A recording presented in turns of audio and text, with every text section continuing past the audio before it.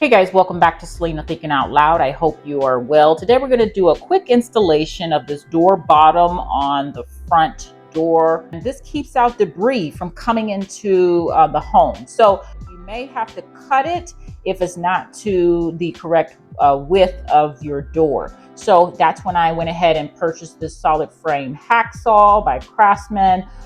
They also tell you pretty much on the packaging what you'll need, as you do see the hacksaw icon right there, symbol there, and it looks like a screwdriver or a Phillips screwdriver there, measuring tape, pencil, and a drill as well, because you probably have to drill some holes in the foundation if you don't already have that in your door. But this one actually does, so I'm just going ahead and replacing the old one with another Frost King product, this U-shaped drip cap vinyl insert door bottom. This one measures at 1 3/4 inches by 3 feet. And it's aluminum, so it will divert water from your door as well, okay? So let's go ahead and get the old one off and get this installed. So on the bottom of this door, you see it. This is what I'm going to be replacing, this right here. This does come in silver and brown, but I decided to go ahead and get silver. I actually didn't think I saw the brown in stock at the hardware store I went to, but so I'm going to do silver. It doesn't matter. When you close the door, you don't see it anyway. So I'm gonna go ahead and I'm just replacing this portion right here, okay, with another one. Okay, and so I'm going to release these screws right here. Looks like they're easy to just remove, so I'm gonna go ahead and use this regular screwdriver here and go ahead and unscrew them just like this all the way down. And then we should be able to just slide it off, and I'll show you how that looks. Let me go ahead and get these off. All right, so what I had to do is kind of push down on it a little bit, see, so I can release it and push down on it. Keep the door steady with my knee here. See how it pushes down a little bit to release it on this side. Then on this side here, you just push down, see? And it's supposed to just slide out. It's just like a tray, see? It's just like a tray at the bottom of the door. So let me just put my feet here to show you what I'm doing. So here I just push it out, slide it out, see? It's a tray. Slide that all the way out, and this is what we're replacing. It has like gunk in it and everything anyway. Just wanted to show you quickly how large of a gap it is under the door without that door bottom. All right guys, so I took this door bottom out of the packaging. As you can see, it comes with a new rubber piece. This is what keeps the debris and stuff out of the house. And then we have this piece here is what's going to keep that water and stuff out. It does come with some additional screws. This door already had screws in it, so I'm going to keep the original screws unless something breaks or something, but I like to keep screws as well for other projects, so I'll just set these to the side for now. So I'm going to go ahead and measure the door from there to here, and then we'll go ahead and cut this aluminum piece right here. So I've marked the 35.5 inches there on my door bottom, and I've also marked it on the rubber as well.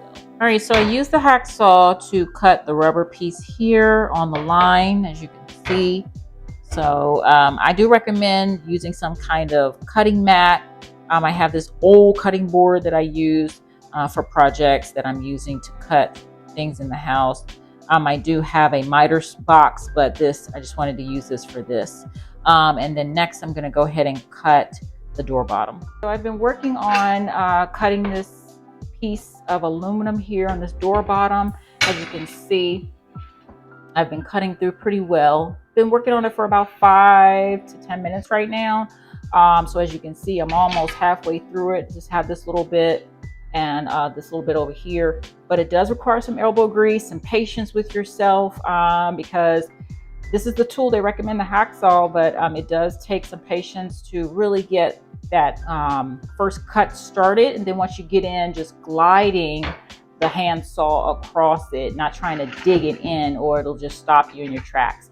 So I'm going to go ahead and keep working on it and just finishing this little piece, and then we should have it off, and then we can just slide it on and see if it fits.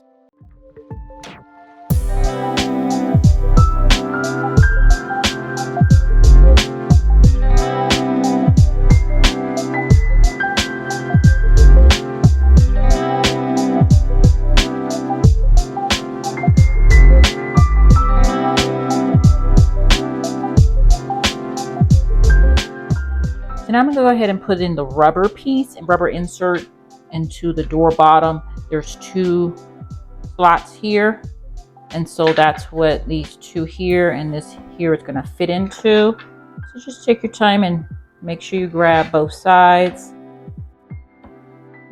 like that. See? And then you're gonna go and just keep sliding it, and it'll fit. See, it's just taking a little bit of the rubber. That's fine. Keep sliding, pushing, pushing, pushing. And as you can see, everything should be the same length because I measured, but it fits snug in there just like that. I had to make a few modifications on this when I did put it onto the door.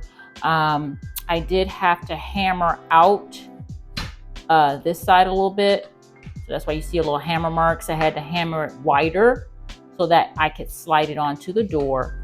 And then I had to hammer down the little side right there. You see that piece, the latches where the rubber goes in?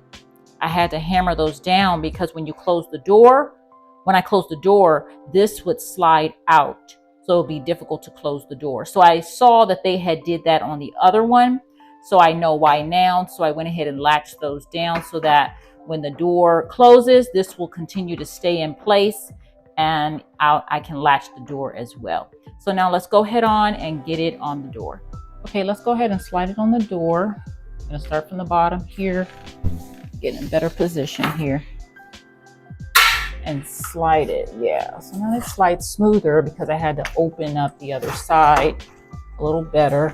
And you just have to be conscious of this metal piece here, but your door may not even have that. And then just go ahead and push it on the door like this until it gets to the end. Okay, then you can push it up on the bottom of the door. Now the next step is going to be, I got to make new holes because I thought the other holes would still be on this because it's the same exact model, but it's not. So I'm going to go ahead and drill holes where the predefined determined holes are on this door bottom. So here, I'm going to go ahead and push up and do my drill hole.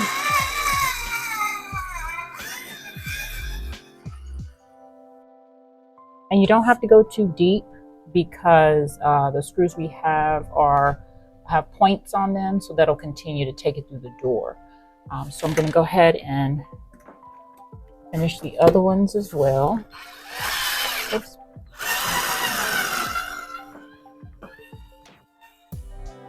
I had already done down here off camera.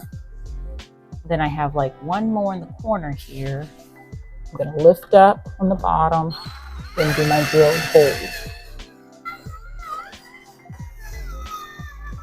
Come out. All right, and that's it. I'm going to go back to the beginning here with my Phillips screwdriver, find that hole that I just drilled, and I'm just going to screw it in. And you could use a drill for this as well if you want,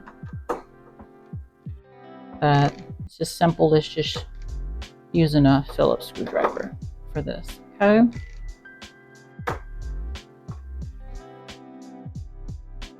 And then make sure it's tight, and make sure you raise the bottom up as you're screwing in, and we're going to just finish this all the way across. And there you go, guys, all the way across. All the screws are in. Nice and tight. All right, guys, so I've completed the install of the doorstop. I did clean all my fingerprints off the door as well, removed all the debris from the drilling. And as you can see, I do see the rubber is showing again now, sealing up the bottom of the door. So it's definitely in position. If you have one already on, you can just actually get the rubber, slide a new rubber on there, and use your current door bottom if it fits, and you don't even have to, go through what I did. But I wanted to show you how it was to install one, just in case your door does not previously already have one and you know how to do it. Peace and love. Bye-bye.